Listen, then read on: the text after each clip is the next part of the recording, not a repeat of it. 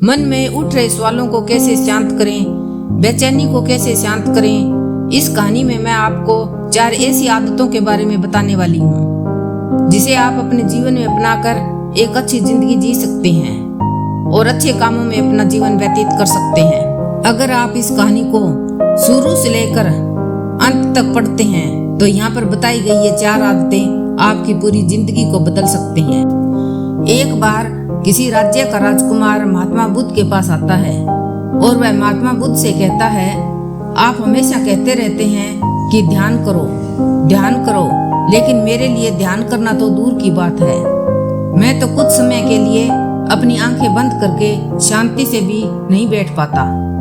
मेरा मन इतना बेचैन है कि हर समय कुछ न कुछ सोचता रहता है। मैं जब भी ध्यान करने बैठता हूँ तो मेरे अंदर विचारों का तूफान आने लगता है। लोगों के बारे में सोचकर, अपने जीवन की बीती घटनाओं के बारे में और अपने भविष्य के बारे में और ऐसी ही न जाने कितने सारे अजीबोगरीब विचार लगातार मेरे मन में आते रहते हैं। मैं इन्हें रोकने की बहुत कोशिश करता हूँ, लेकिन जब मैं इन्हें रोकने में असफल हो जाता हूँ तो मैं ध्यान को तोड़कर बैठ जाता हूँ। इतनी बातें कहने के बाद महात्मा बुद्ध की ओर देखता है और कहता है, बुद्ध, आप मेरी इस समस्या का कोई समाधान बताएं। बुद्ध ने कहा, मैं क्या समाधान बता सकता हूँ। सोचो, तुम्हारा ही मन है, लेकिन यह तुम्हें कुछ देर तक आंख बंद करके बैठने भी नहीं देता है। कितना आजाद कर रखा है तुमने इसे। राजकुमार ने कहा, बुद्ध, मैंने बहुत सोचा, लेकिन मुझे अपनी इस समस्या का कोई समाधान नहीं मिला, इसलिए मैं आपकी शरण में आया हूँ। आप ही कोई रास्ता दिखाएं। बुद्ध ने कुछ देर तक राजकुमार के चेहरे की तरफ बड़े ध्यान से देखा और फिर कहा, ठीक है, तुम ये 4 आदतें छोड़ दो और फिर तुम्हारा मन लगने लगेगा। राजकुमार पूरे ध्यान लगाकर बुद्ध की बातें सुनने लगा। बुद्ध ने कहा, पहली आदत, दूसरों के मन को पढ़ना छोड़ दो। तुम और तुम्हारे जैसे ज्यादातर लोग यही गलती कर रहे हैं कि वो दूसरों के मन की बातों को पढ़ने का प्रयास कर रहे हैं कि अच्छा, सामने वाला मेरे बारे में क्या सोच रहा है, और यही एक आदत तुम्हें सबसे ज्यादा बेचैन और परेशान कर रही है। ज्यादातर उत्सवों पर लोग दूसरों के मन की बातों को गलत और नकारात्मक तरीके से ही पढ़ते हैं। जैसे कि लोग अक्सर सोचते हैं कि दूसरे लोग उनकी तरक्की से जलते हैं, उसे नीचा दिखाना चाहते हैं, उसे पसंद नहीं करते, उसकी मदद नहीं करना चाहते, और ऐसी ही न जाने कितनी सारी नकारात्मक बातें ये लोग दूसरों के प्रति अपने अंदर बैठा लेते हैं। फिर उनके बारे में ही सोचते रहते हैं, उनसे बदला लेने के तरीके सोचते रहते हैं, उन्हें नीचा दिखाने के मौके ढूंढते रहते हैं, और दूसरों के प्रति यही नकारात्मक सोच इन्हें दुखी करती है, और फिर ये लोग बेचैनी महसूस करते हैं। इसलिए दूसरे लोग क्या सोच रहे हैं, इसका अनुमान लगाना बंद करो। दूसरे लोगों के विचारों को पढ़ने की कोशिश करना बंद करो। अगर पढ़ना ही है तो खुद के विचारों को पढ़ना शुरू करो कि तुम्हारे अंदर क्या चल रहा है।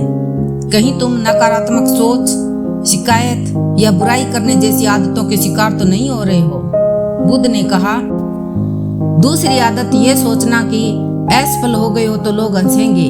हंसने दो।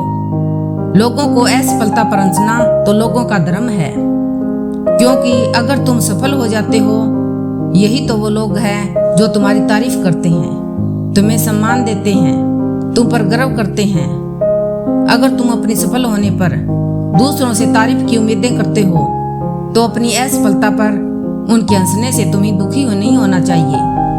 और समस्या यही है कि हम इंसान असफलता को बुरा मानते हैं, जबकि असफल होना सफल होने से भी ज्यादा जरूरी है, क्योंकि बिना असफल हुए सफल इंसान के अंदर घमंड और दूसरों को खुद से छोटा समझने की भावना पैदा करती है, जबकि असफलता में विनम्र रहना, धैर्य रखना और लगातार प्रयास करना सिखाती है।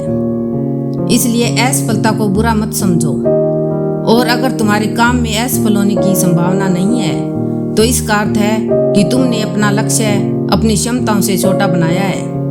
और अगर लोग तुम पर हंस नहीं रहे, तुम्हें ताने नहीं मार रहे हैं, तुम्हारी बुराई नहीं कर रहे हैं तो तुम अंदर से मरे हुए हो। तुम अपने मानसिक सीमाओं से बाहर जाकर कुछ नया करने का प्रयास नहीं कर रहे हो, क्योंकि असफल भी वही होता है जो कुछ नया करने का प्रयास करता है। और एक बात हमेशा याद रखना, अगर तुम्हारे अंदर असफल होने का साहस नहीं है तो तुम कभी भी बड़ा लक्ष्य हासिल नहीं कर सकते हो। तुम करना चाहते हो, इसलिए असफल होने और लोगों के हंसने से डरना बंद कर दो। बुद्ध ने आगे कहा, तीसरी आदत, समय को काटना छोड़ दो। लोगों को लगता है कि समय को काट रहे हैं, लेकिन असल में समय हर बार उन्हें काट रहा है। लोगों के द्वारा समय को व्यर्थ के कामों में बर्बाद करने का केवल एक ही कारण है, और वह यह है कि उन्हें लगता है कि उनके पास बहुत समय है, जबकि सच्चाई यह नहीं है, क्योंकि उनसे पहले वाले लोगों को भी यही लगता था कि उनके पास बहुत समय है, लेकिन उन्हें पता नहीं चल पाया कि कब समय बीत गया और उनका बुलावा आ गया। और जब तक उन्हें अपनी गलती का एहसास हुआ, तब तक समय उनके हाथ से निकल चुका था। बस पश्चाताप रह गया था कि सारा जीवन व्यर्थ के कामों में बर्बाद कर दिया। और फिर वो चले गए इस दुनिया से बिना खुद को जाने, बिना इस जीवन की सच्चाई को समझे।